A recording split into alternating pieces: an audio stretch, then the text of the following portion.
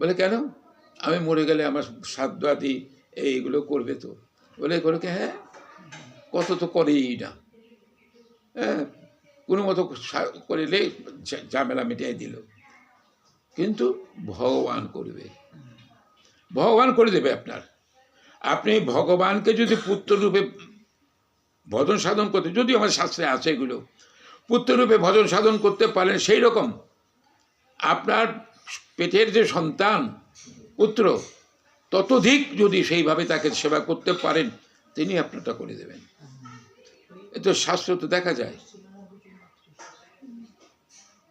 শাস্ত্র তো আমরা পাই, চৈতন্য চরিত্রগুলো তো পাই যে ভগবান নিজে করেছেন।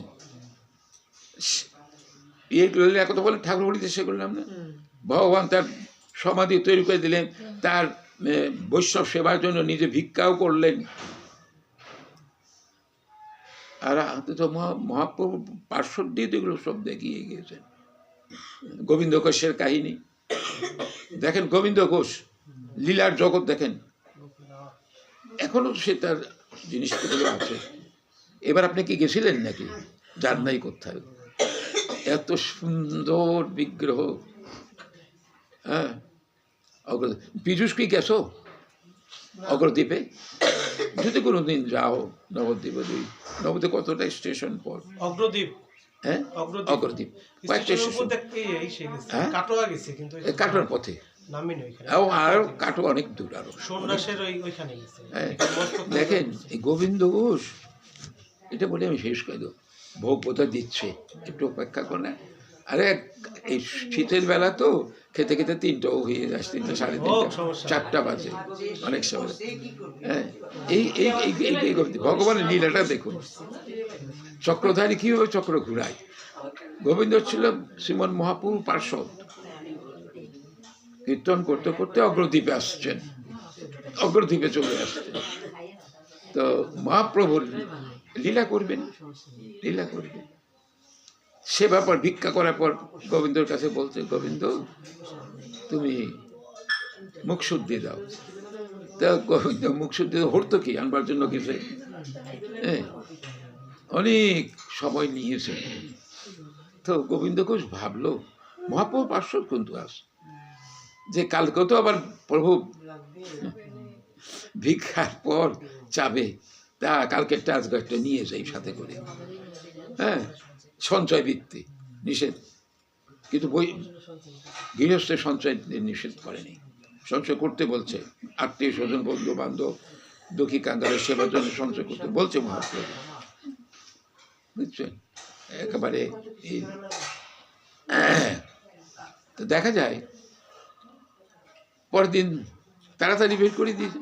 বলছে, গোবিন্দ তোমার গতদিন এত সময় লাগলো, আজকে তো বলছে যে প্রভু আমি একটা হুড় বেশি নিয়ে আসছিলাম, কারণ তো কালকে চাবে, তোমার কষ্ট হবে। গোবিন্দ তুমি বৈরাগী হয়েছ, বৈরাগ্য বৃত্তি তুমি গ্রহণ করেছ, সঞ্চয় বৃত্তির থেকে এখনো নিষ্কৃতি পাও নাই, এখনো সঞ্চয় বৃত্তি মনে আছে, তুমি আর আমার সাথে যেতে পারবে না, আমার সাথে যেতে পারবে না। গোবিন্দ খুব কাঁদছেন। মহাপ্রভু তো দয়াল, পতিত পাবন গৌরহরি, বলছে গোবিন্দ তুমি চিন্তা করো না, ভগবান শ্রীকৃষ্ণকে তোমার একটা লীলা করবে, তুমি এখানেই থাকো, এখান থেকে তুমি সব কিছু পাবে, আমি চলে যাচ্ছি, তুমি এখানে বসে দেবো, দেখবে এইখানে গঙ্গা ঘাটে একটা কাঠ ভেসে আসবে, সেই কাঠের থেকে মূর্তি তৈরি করে তো এখানে ভগবান একটা লীলা করবে, তো তুমি আমার সাথে যাওয়ার দরকার নেই, তুমি এখানেই থাকো। গোবিন্দ ঘোষকে ওই অগ্রদ্বীপে রেখে গেলেন। গঙ্গা সামনেই, গঙ্গা খরস্রোতা গঙ্গা, হ্যাঁ এত খরস্রোতা। তারপরে গঙ্গা পার হয়ে খুব একটা সামান্য দূর, কত যে মানে গর্ত করে করে মানে উনুন তৈরি করছে, কত লক্ষ লক্ষ। আমরা তো অনেক সময় গেছি, আবার এর সময়ও গেছি, উৎসবের সময়ও গেছি আমি, ওইটা আকর্ষণ আছে জায়গাটার, লক্ষ লক্ষ লোক হয়। এটা চৈত্র মাসের অমাবস্যা তিথির যে একাদশীটা হয়, সেই দিন সেটা হয়, গোবিন্দ ঘোষের শ্রাদ্ধ ক্রিয়া হয়, এখনো হয়। এই গোবিন্দ ঘোষ রইল, দিলাম আর এখন সংক্ষিপ্ত করে দিচ্ছি। দেখুন আসলো কাঠ, বলে গোবিন্দ মহাপ্রভু ফিরে আসলেন, তো আছে কাঠ। বলে হ্যাঁ প্রভু, ওই ভাবছে গোবিন্দ যে তো সামনে তো শ্মশান, মরা কাঠে কোনো কাঠ আসছে বলে ফেলে রেখে কালো কাঠ। দেখেন পরবর্তীতে চলে আসলো বিশ্বকর্মা, একটা মূর্তি করলেন গোপীনাথ, কি সুন্দর মূর্তি তৈরি, নিজে প্রতিষ্ঠা করলেন, মহাপ্রভু নিজে প্রতিষ্ঠা করছে, করে দিয়ে বলছে গোবিন্দ তুমি সেবা পূজা করো, তুমি এখানে গোপীনাথের সেবা করো, কয়েক গোপীনাথ আছে, তো গোপীনাথের সেবা, ঠিক আছে প্রভু তুমি যা করবার তাই সেবা করছেন। কিছুদিন পর গোপীনাথ, হ্যাঁ মহাপ্রভু বললেন গোবিন্দ তুমি বিবাহ করো। বলে প্রভু ঠিক আছে, আবার বিবাহ দরকার, বলে না বিবাহ করো, বিবাহ করে যুগলায়িতভাবে ভগবান গোপীনাথকে সেবা করো বলল। তারপর আবার এক বলছেন যে দেখো এই গোবিন্দ তুমি একটা সন্তান গ্রহণ করো। বলে প্রভু এইটা আবার কি বলো, এই আর বলে না তুমি করো, লীলার জগৎটা দেখেন, বৈরাগ্যতে কোথায় নিয়ে আসছে, সন্তানও হলো ভালো। এখন ঘটনাটা ঘটছে দেখেন, লীলার কি বলে, কোথার থেকে আমাদের মায়া মমতা কোথা থেকে কোথায় যায়। তো স্বাভাবিক সন্তানের প্রতি একটা তো টান থাকবেই। টানটা কিভাবে মানে লুজ হয় আর কি, ভগবানের প্রতি যে টান, এই টানটা কিভাবে আলগা হয়ে যায় একটা প্রমাণ দেখা যায়।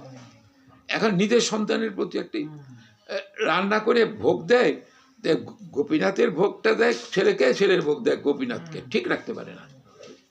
আমাদের দেখুন এই সংসার, হ্যাঁ ছেলে সকালবেলা স্বামী চলে যাবে 10টায় অফিসে, তার আগে খাবার ঠাকুরের সেবা পরে হবে, ঠাকুরের সেবা পরে হোক, তার আগে সেবা পার করিয়ে দিই, স্কুলে যাবে কলেজে যাবে এই হোক পরে ঠাকুর তো আর কান্নাকাটি করে বলবে না যে আমরা খাবার দিই। হ্যাঁ এ তো সে টান তো নাই, সে টান দিয়ে বলে নাই যে আমি তো না খেয়ে রাখলাম, তুই আমার খাবারটা দিয়ে তারপর যা, সেটা তো শুনতে পারি না। সে আকর্ষণ তো বোধহয় লুজ করে দিতে চাচ্ছেন। হ্যাঁ এখন তো সেটা নেই।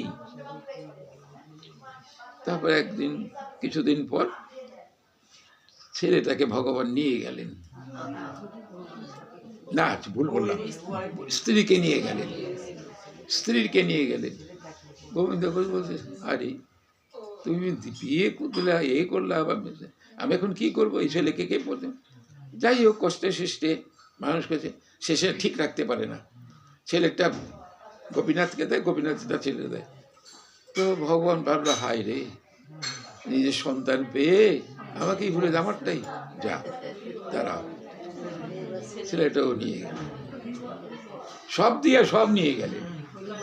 তা নিয়ে যে এখন বলতেছেন যে প্রভু তুমি সব দিলে আর সব নিয়ে গেলে, আমার নিঃসঙ্গ ছিল তোমার সঙ্গ থেকে বঞ্চিত করলে, আবার সঙ্গ দিয়ে জড়জাগতিক সম্বন্ধে তোমার সম্বন্ধটা ভুলিয়ে দিলে, শেষে যে শেষ অবলম্বন আমার ছিল, আমার যে পারলৌকিক শ্রাদ্ধাদি ক্রিয়া যে অবশিষ্ট, সেটাও আমরা রাখলে না, সেটাও শেষ করে দিলে। তোমার আমি সেবাই দেব না, তোমার সেবাই আমি দেব না, যাও। ভগবানের সাথে ভক্তের কি কথা হচ্ছে, ভগবানও ছাড়ে না। গোবিন্দ যার 4-5টা সন্তান থাকে, একটা মারা গেলে পরে কি আর 4টা না খাইয়ে রাখে বলো তো, আরটা রাখে, তাদেরকে না খেয়ে রাখে নাকি, দেয়। তো তুমি ওই কথা চিন্তা করো না, বলে আমার পরলোকে কী করবে, কী করবে, ছোট করে বলে যাচ্ছি, বলে আমি করে দেবো, বলে তুমি করবা, বলে হ্যাঁ। তো গোবিন্দ ঘোষ এই সত্যে ভগবানকে আটকে নিয়ে উঠে স্নান দাতি করে ভগবানের সেবা দিন, সন্ধ্যার পর সারাদিন না খেয়ে রাখছে। তো ভগবান এত অনুনয় বিনয় করতেছে, অনেক ভক্ত তার কাছ থেকে খেয়ে নিতে পারি, তাই না? যেমন সনাতনকে বলছিলে যে দেখো তোমার যখন আজ গোপাল তুমি আমি গুড় দেওয়া কালকে বলছিলাম সন্দেশ দাও মুখ দাও, আমি কোথার থেকে পাবো? আমি বচন নষ্ট করে তোমাকে খুঁজতে যাবো? ভগবানের সাথে কথা। আমার যদি কেউ বলে ভগবান বলে যে, বা কেউ এসে বলে ভগবান আমার কাছে জিনিস আছে তবে কেন, আমি তাড়াতাড়ি গিয়ে দিয়ে দিব, তাই না? কিন্তু ভগবানের সাথে তার কথা হলো, তা সে কতখানি বড় ভক্ত চিন্তা করুন দেখি। কি কত বড় ভক্ত সে! একমাত্র ভক্তির দ্বারাই ভগবান কি করে। যাই হোক, দেখেন গোবিন্দ ঘোষ মারা গেলেন। এখন বাবা মারা গেলে যা করতে হয় কাজ করতে হয়, তো পড়লেন। সেবাইতে রাখছিলেন গোবিন্দ ঘোষ, সেবাইতে রাখছিলেন। পরবর্তীতে রাখছে, বৃদ্ধ হয়ে যেতে পারে না, সেবাইতে রেখেছিলেন। দেখেন সেবাইতে এর কাছে প্রশ্ন দেয়, আমার বাবা মারা গেছে, আমাকে কাজ করিয়ে দাও, ধরতে হয়তো বলছেন। তো ভাবছেন যে এটা কি সম্ভব নাকি? ভগবান কারোর শ্রাদ্ধ করবার জন্য বোঝাবে, এ কি সম্ভব? পণ্ডিতদের জিজ্ঞাসা করছিলেন, পণ্ডিত বলে যে ভগবানের বাক্যই প্রধান, শাস্ত্র বাক্য, শাস্ত্র তো দাঁড়িয়ে দিল। যাই হোক, দিয়েছেন, পরিয়ে দিয়েছেন। দেখেন শ্রাদ্ধ করলেন, গোপীনাথ শ্রাদ্ধ করলেন। এখনো এই চৈত্র মাসের অমাবস্যা একাদশীতে চিরাভোগ হয় ওখানে। আমাদের তো ভোগ চিরা তো খাইতে পারি না আমরা, এখন ওখানে হয় ভোগ হচ্ছে। এখনো আমি নিজে চোখে দেখে আসছি। দেখে কোথার থেকে, সংসারে কোন অবস্থান থেকে তাকে নিয়ে এসে কোন অবস্থানে রাখলে, মায়ের জগতে ফেললো, আমাদের সব ওলট পালট হয়ে গেল, তাকেই ভুলে গেলাম, সংসারে মোহে ডুবে। আবার যখন চলে যাব, আর গোবিন্দ ঘোষের মতো তাকে আর পাবো না। তো সেজন্য তাকে পুত্রের বন্ধনে আবদ্ধ করে দেখতে পেরেছিল। কিরে ভোগ হয়েছে? এখনো দেয় নেই, দিতেছে। কত বেলা হয়ে গেল না ভক্তদের একটা। আচ্ছা, এখানে থাক, এই পর্যন্ত আমরা এই করি, প্রভুর নাম করি। নেন, এটা নেন। হ্যাঁ, তারপর ওখানেই করে দেবেন। নিতাই গৌর শিলা।